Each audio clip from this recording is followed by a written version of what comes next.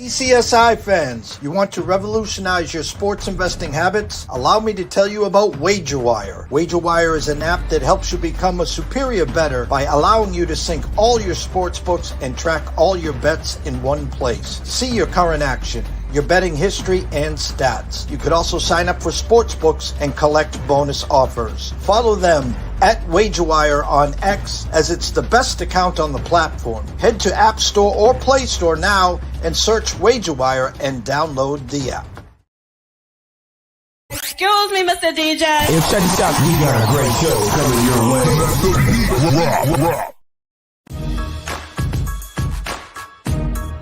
From the ECSI Sports Studios, it's the Midday Market Report with Jeff Dawson.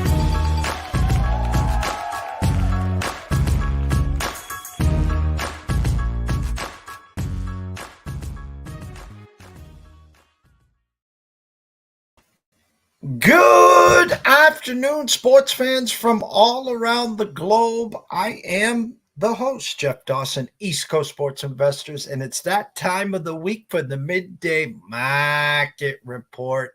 July 1st, 2024. We are halfway through this election year. A lot of big things about to come in the second half of the year. MLB All-Star break, the Olympics, college football, NFL, the start of the NHL, the start of the NBA. Oh, I guess there's a presidential election somewhere in between. But a lot of stuff to get to today on Canada Day. God bless Canada. And my good friend and colleague, Andrew McInnis. First and foremost, a shout out to WagerWire, our proud sponsor and partnership. If you haven't downloaded the app, head on over to Google Play. Download it. It's free.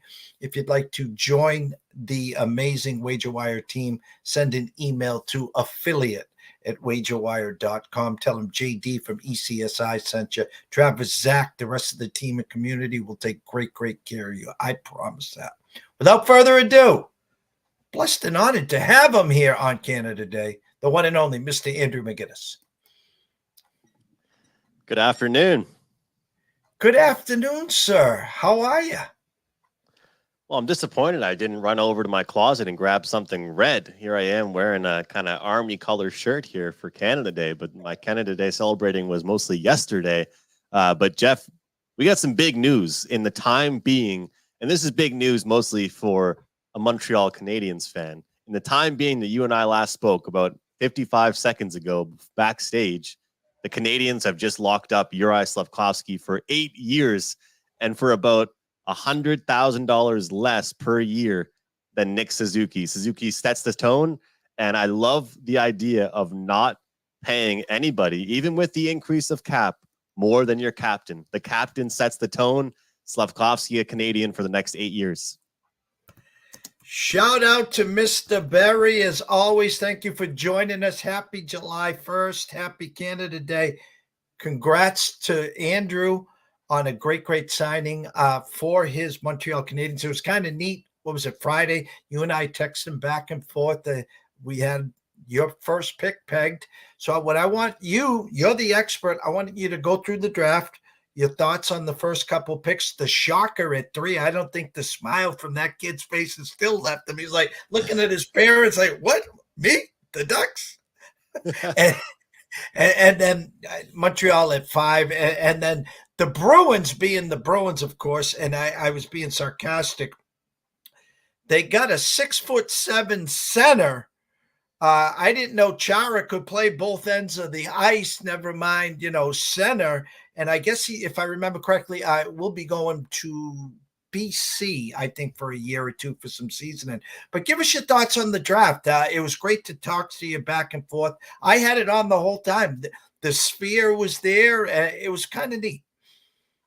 It was really cool. And you know what's funny, Jeff, is they go out like that. So the NHL has now announced that they're going to be doing the draft NFL style for the most part. So there'll be people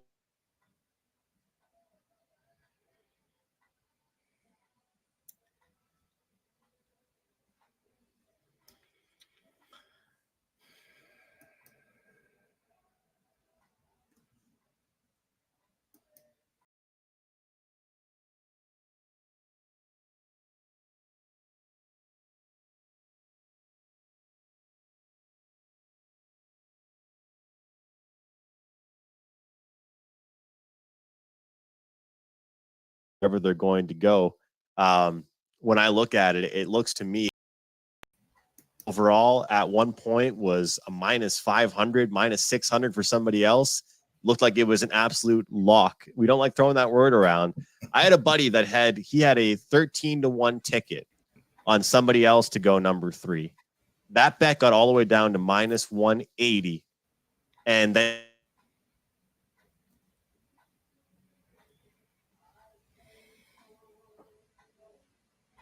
we get a bad connection here.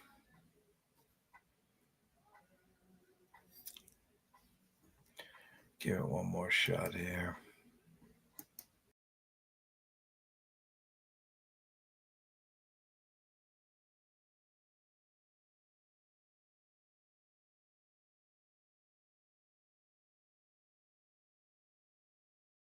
there's in Russia, he's got a note there. And so he's able to kind of create opinions about these players. So back-to-back years, the Montreal Canadiens get pick number 5. Michkov available last year at number 5. And like I said, the Canadiens head scout, his father works in Russia. He knows more about these Russian players than I think a lot of the scouts for other Canadian teams. It's kind of an advantage this Canadiens team has.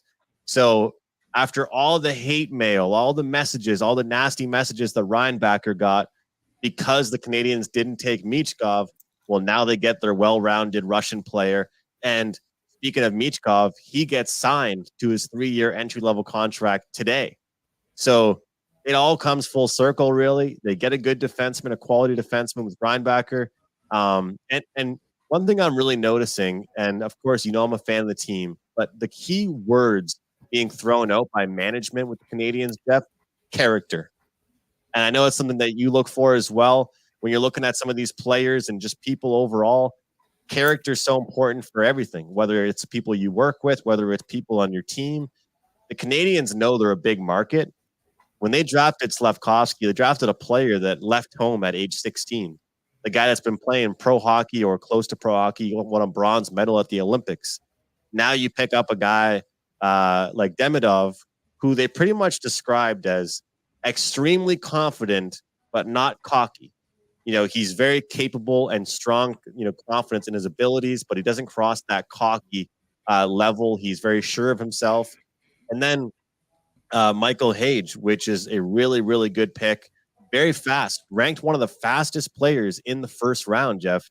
And also just a super sad story about his father passing last year. And of course, his father was a diehard Montreal Canadiens fan, and he gets drafted to the Canadiens. But a lot was said about the Chicago Blackhawks not drafting a forward, not taking Demidov. A lot of people said it would either be the Hawks or it would be the Canadiens. And of course, they go with Levchinov, and he's an absolute dynamite, huge defenseman, which is good. I mean, look at all the moves that the Blackhawks are making today here on free agency frenzy. They needed to get some defenseman prospects as well. So super exciting. And I'll tell you what, a lot of these teams, you could tell they had a plan. Everyone likes to say best available, but you can tell a lot of these teams, for the most part, just stuck to their plan. Well, going from the draft to, as you said, the free agency frenzy, and before I had a show before this one, and I saw a gentleman with like over 1 million followers. It wasn't just a troll saying that the Bruins were going to get, was it Lindstrom and someone else? He touted that they were getting both of them. Lindholm, yeah. Lindholm, yes. Is there been any breaking news on the Bruins? So for the free agency, yes, the Bruins secured Zadorov and Lindholm for today. They have locked them up. They did lose Jake DeBrusk though, and a lot of Bruins fans are kind of irate about that because they're willing to give a decent term for Zadorov, decent level term for Lindholm, but they weren't willing to give Jake DeBrusk $5.5 million. Now he's going back to a place he's very comfortable in, of course, in Vancouver. 5.5, I believe, times 7. I think it is 6 or 7 in Vancouver. And one cool tidbit, of course, is his father covers the team. He's the sideline reporter. He's the play-by-play guy for the Vancouver Canucks. And, of course, now he'll be calling the games, and his kid will be on the team. Pretty cool story there. But, yeah, I think a big thing for these markets and a big talking point today on a lot of the shows I've been watching, Jeff, and I've been reading different opinions about this because, look, I'm the last guy to come to talk to when it comes to tax rules in different states and countries. But a lot of talk has been, look at the last few teams that have won the Stanley Cup. Panthers, Golden Knights, Lightning are always there. A lot of these teams, it's no tax states. And so what's happening is a lot of these Canadian cities or some of these other cities as well, what do they have?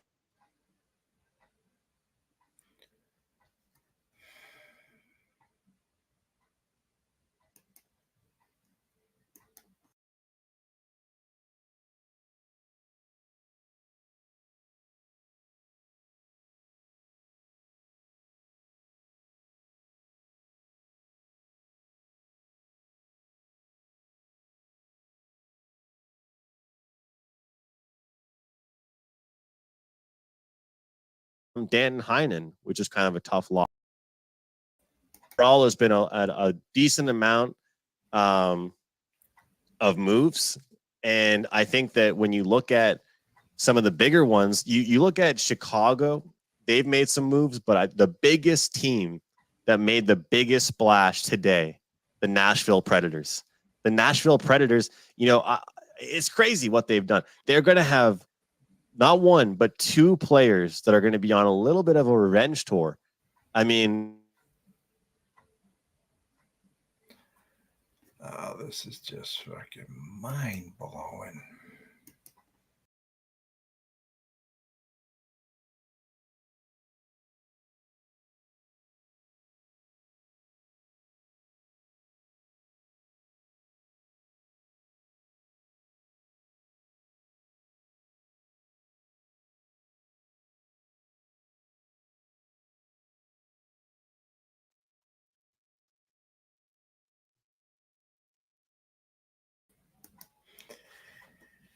We've had a couple freeze up, so I promise you, if we freeze up one more time, we will wave the white flag here. It's not fair in doing you any justice here on what's going on in free agency, because as you were right, Nashville's made some huge splashes.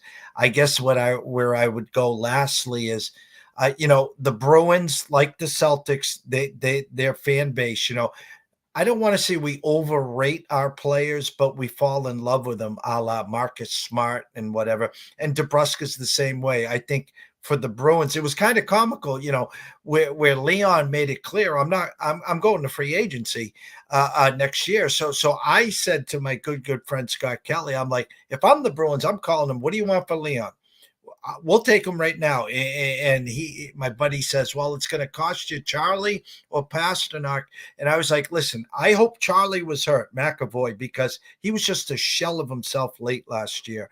And I love the kid to death. I'd move Pasternak for Leon in a heartbeat right now. Because we've won one cup since Bobby Orr, and enough's enough here. That's the problem, is you fall in love with your players. Perfect segue here. Stamkos and the Lightning. Surprised? Shocked? Well, I think it's a really good segue by you, Jeff. Really good segue, because it's kind of like we always preach in sports betting, right? Don't fall in love with a team. If a team burns you a few times, a good example, where you and I are always talking CFL together, I had a little more faith that the Ticats would be a lot better this year. And we don't like to jump to conclusions out the gate. Immediately, I